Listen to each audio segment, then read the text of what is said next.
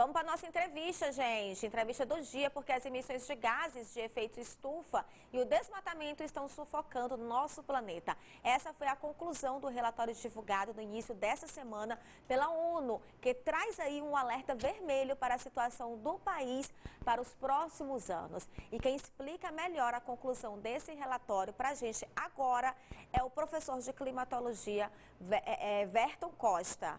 É isso mesmo, falei certo, professor? Werton, bom dia, professor, Bom dia, tudo querida. bom? Tudo bom. Então, eu estava até vendo um dia desses na internet, né, um apresentador, Luciano Huck, falando que a grande pandemia ainda está por vir, por conta aí dos efeitos climáticos. E esse relatório que a ONU trouxe para a gente no início dessa semana, professor, o que você pode falar sobre isso? Muito bem, né? O primeiro é de explicar que quem faz o relatório é o IPCC. O IPCC é um órgão de excelência da ONU dedicado ao monitoramento climático, que reúne centenas dentre os melhores pesquisadores desse segmento. Então ele é publicado anualmente. Sempre ele tem um alerta, então tranquilizar a sociedade. Toda versão do relatório do IPCC, ele vem com um alerta respectivo sobre algum grau de risco para as sociedades. Mas esse relatório ele é diferenciado. Por que ele é diferenciado? Porque nós fechamos o ciclo de uma década, os últimos 10 anos foram computados. E isso não é algo que às vezes as pessoas questionam, mas de onde eles tiraram isso? Medições de boias submarinas, radares, satélites, dados históricos de praticamente 100 anos. E eles chegaram à conclusão que a última década foi a mais quente da história. Considerando que mudanças acontecem naturalmente no planeta Terra desde que o planeta se formou, mas elas não ocorrem num intervalo de tempo tão curto. Isso não acontece assim rapidamente, 10 anos. 10 anos para o planeta Terra é um piscar de olhos. Então, isso se deve à interferência do homem dentro do sistema atmosférico. Poluição, desmatamento, né? Ou seja, a contaminação dos recursos hídricos. Então, um conjunto de ações vem potencializando essa situação desagradável. Como nós moramos na Terra, Sim. Essa situação da atmosfera modificada resvala sobre a própria humanidade. Ei, professor, e o que isso pode causar na nossa vida, né? Se tudo isso vier mesmo a se concretizar, como o senhor acabou de falar, é tudo feito realmente em embasamentos, não é nada de tipo, eu estou imaginando que isso vai acontecer e acontece, né? Tudo é feito através de estudo. Então, que prejuízos, que danos isso pode trazer para a gente? Imagine uma panela de pressão, né? Estava olhando aqui para a sua cozinha maravilhosa. Então, a panela de pressão, ela utiliza a pressão como um mecanismo para facilitar, vamos dizer assim, o cozimento do alimento, para acelerar, para concentrar calor. Imagine que a Terra hoje é como se fosse uma panela de pressão. Então, a energia que entra na Terra, ela acumula. E para onde vai essa energia?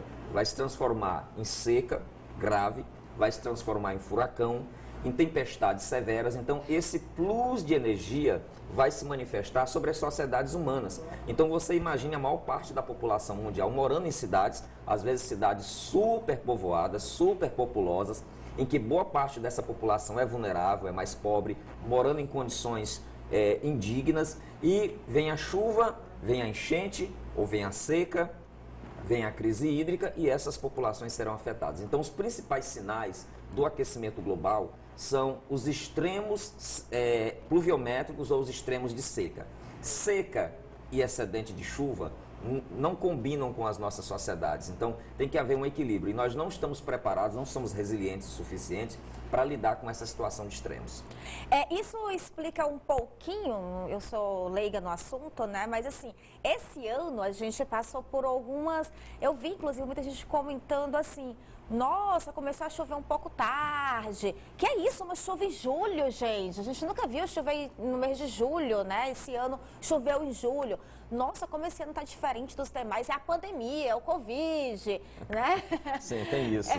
A gente teve realmente uma mudança de clima esse ano, né? As chuvas vieram um pouquinho mais tarde, duraram um pouquinho mais de tempo, né? Exatamente. Explica isso. Você fez uma colocação maravilhosa. Você imaginar, tivemos uma estação chuvosa irregular e nós estamos sentindo os efeitos dessa estação irregular, ou seja, o Nordeste está mais seco, vários municípios já ingressaram com os seus decretos respectivos buscando auxílio federal. E nós temos uma crise energética. Olha só, como uma crise energética está vinculado a uma situação de distribuição irregular de chuva. É porque nós somos fortemente dependentes da água para produzir eletricidade. embora cresça a energia eólica, a energia solar, o Piauí é referência nisso, nós dependemos da chuva. E a chuva não caiu onde estão as maiores unidades produtoras de energia. Então você imagina como a crise climática repercute sobre a área econômica e causa um grande transtorno para a sociedade. Ou seja, todo o Brasil vai ser obrigado a pagar uma bandeira mais alta em função da crise. Então, esse é um dos efeitos. Chuva irregular, chuva mal distribuída, prejuízos para a agricultura. Então, é preciso que as sociedades se preparem para esse, é uma palavra até terrível da gente usar, o novo normal, né? Tem um novo normal climático, Sim. que é essa condição que, segundo o painel intergovernamental para a mudança climática, no seu último relatório, colocou que nós já estamos entrando num quadro de reversibilidade. Precisamos agir. E como agir? Muito bem. Olha, o tempo do homem é diferente do tempo da natureza. A gente nasce e morre num intervalo de tempo muito curto para a história da Terra. A Terra tudo é muito lento, então todas as nossas ações, agora, se nós começarmos a desenvolver tecnologias autolimpantes, antipoluentes, reflorestar, nós só vamos colher os frutos disso, os primeiros frutos disso em 2 décadas. Nossa, então é um muito tempo muito longo. gente, é muito tempo. Nós temos que agir. Sim, aí, professor, como que a gente pode agir? Isso é um dever que começa desde casa, mas é algo que pode ser atribuído a quem? A que autoridade? Uma das questões cruciais nessa situação de aquecimento global é buscar culpados, né? As pessoas estão gastando muito latim, buscando de quem é a culpa e não estão olhando os vulneráveis, as pessoas que vão sofrer. Independente se é uma causa humana, se é uma causa natural, pessoas vão padecer no campo e na cidade. Porém, o que nós devemos fazer? Primeiro, a gente tem que ampliar aquilo que foi degradado. Ampliar a cobertura vegetal, programas de reflorestamento, programas de recuperação de áreas degradadas. Primeiro, nós já temos a tecnologia para fazer isso. A tecnologia para melhorar a eficiência dos motores. Nós temos hoje soluções alternativas de transporte público, né? Organizado, moderno. Nós também podemos melhorar nossa tecnologia de reutilização da água. Nós podemos construir cidades inteligentes, condomínios inteligentes. Hoje a nossa arquitetura é referência, a nossa engenharia. Então existe uma série de soluções tecnológicas que já estão disponíveis no mercado, que a comunidade científica já produziu em termos físicos e químicos de intervenção, mas é preciso vontade política para executar.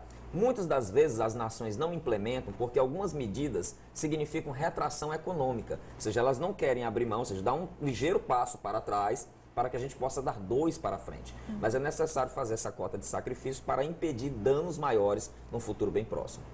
E isso tem então que partir do senso, né? De cada pessoa, do senso coletivo, comunitário. Poderia ser feito algum trabalho, mas que tem gente que fala assim, mas se não der um tranco aí não pega. Poderia ser feito algo assim do tipo que realmente tornasse algo obrigatório, que as pessoas deveriam fazer, porque às vezes a gente, eu pelo menos acredito que esse é um assunto que fica um tanto quanto esquecido pela sociedade, né? As pessoas vão vivendo, vão se acostumando com aquilo, as pessoas acham que da natureza nunca vai acabar nada, que está sempre surgindo, né, novas coisas, e isso vai caindo no esquecimento mesmo. Tem a lógica da natureza infinita, né? Então o homem está mandando robozinhos para Marte, aí, explorando o universo, e a Terra está aqui, né? É o nosso lar. Olha, a responsabilidade socioambiental é de todos. É das empresas, corporações, é do Estado, dos governos e principalmente da sociedade. Cada qual tem que fazer a sua parte. Às vezes a pessoa, mas será que a minha parte vai mudar o mundo? Vai, sim. Com certeza. Atitude simples. Nós estamos agora, Suiane, com um problema grave de queimadas no estado do Piauí. Boa parte dessas queimadas, nós não estamos nem plantando nada, período seco. O que está provocando? Pessoas inadvertidamente jogam bituca de cigarro pela janela do carro, garrafas PET, vidros, e aquele material na beira da rodovia, ele concentra a luz e produz uma queimada. Olha, se as pessoas começam a mudar a atitude, começam, por exemplo, a ter um consumo consciente, nós temos vários produtos aí que não agridem a natureza. Se os governos passam a cumprir com a legislação que eles criam, passam a fazer o dever de casa, até nas obras que eles constroem. Se as empresas injetam, agregam valor aos seus produtos, incluem a variável ecológica, a variável sustentável, elas vão vender mais, porque nós já temos uma camada de consumidores conscientes. Então é preciso uma mudança coletiva de atitudes para tornar, com certeza, a nossa sociedade mais resiliente. Professor, essas mudanças climáticas, esses efeitos, é um problema do Brasil ou um problema generalizado no planeta? Hoje é um problema, Suene, generalizado, né? Porque quando a Terra recebe esse excedente de calor, na verdade é o mesmo Sol. O que mudou foi a condição atmosférica, é o ar que nos envolve. O nosso ar tem concentrações gasosas alteradas. Então, o que é que acontece? Esse ar acaba retendo energia. Esse problema espalha-se, e aí está a grande questão. Os maiores poluidores sujam a atmosfera, mas os problemas são socializados para todos. Então, você imagina uma sociedade praticamente rural, aliás, de pescadores, uma ilha chamada Tuvalu, lá no Pacífico, que vivem como se vivia no Éden, no paraíso, no meio daquele azul perfeito do Pacífico, e o mar está invadindo Tuvalu. Os primeiros refugiados climáticos serão dessa pequena ilha de Tuvalu.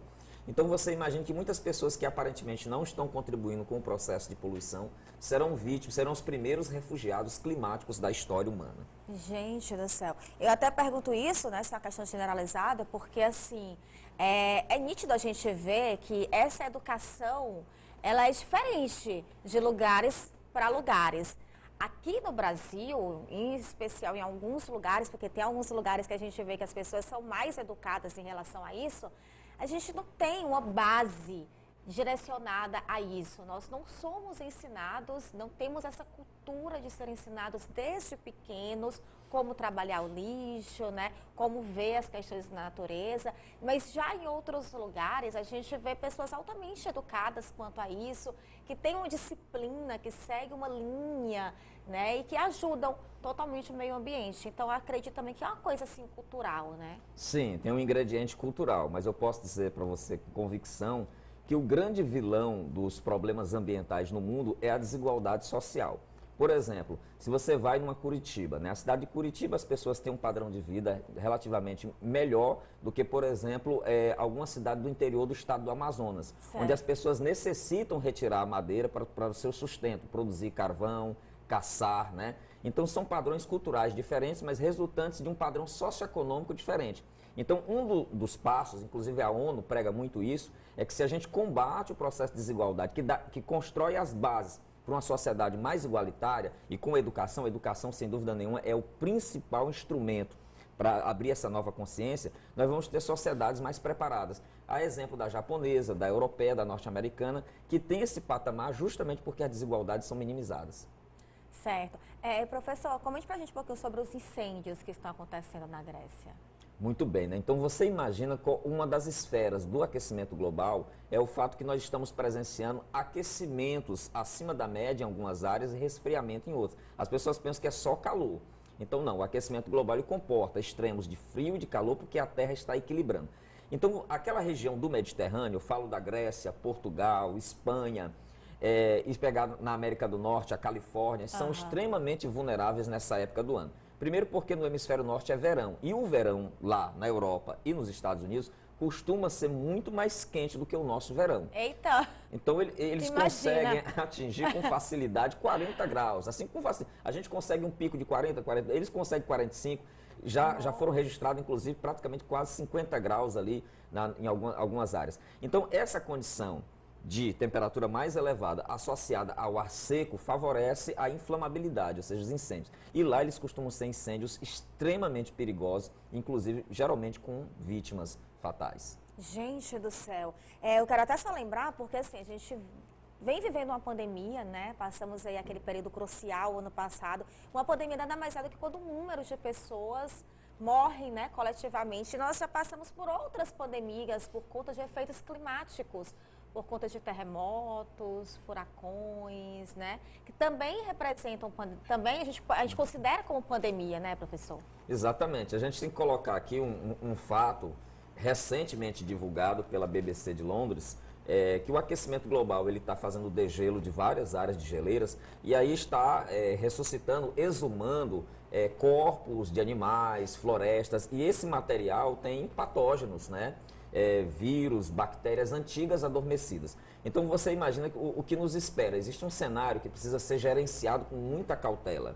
Então o aquecimento ele produz também, e a própria degradação da natureza facilita a migração de certos agentes biológicos daquele ambiente natural para a nossa sociedade. Então há uma possibilidade muito grande, e a ONU em 2009 ressaltou que um dos 10 maiores problemas, 10 maiores ameaças à saúde são o aquecimento global, o processo de devastação das florestas, que poderá favorecer o surgimento das chamadas doenças zoonóticas, aquelas doenças que se originam a partir de um animal ou de uma área florestal. Ai, meu Deus do céu, senhor.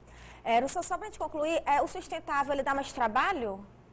O sustentável, ele em algumas situações, ele dá mais trabalho, sim, ok? Porque significa um retorno a velhos hábitos. Veja, Suiane, nós estamos pagando mais caro por um tomate orgânico. Sim. A gente está comprando saúde, a saúde que nós perdemos porque nós criamos um padrão de beleza, um padrão de produtividade. Porém, o sustentável é prazeroso.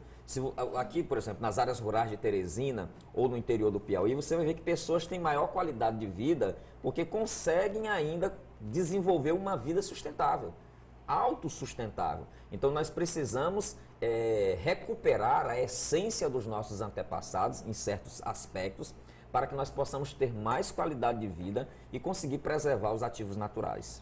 Tá, professor, só para a gente encerrar, aproveitar sua vinda aqui, tem muita gente, né, que se organiza com base no clima. Ah, vou fazer não sei o quê, deixa eu ir lá para a internet, dar uma olhadinha como é que vai estar o clima, dia tal do mês tal.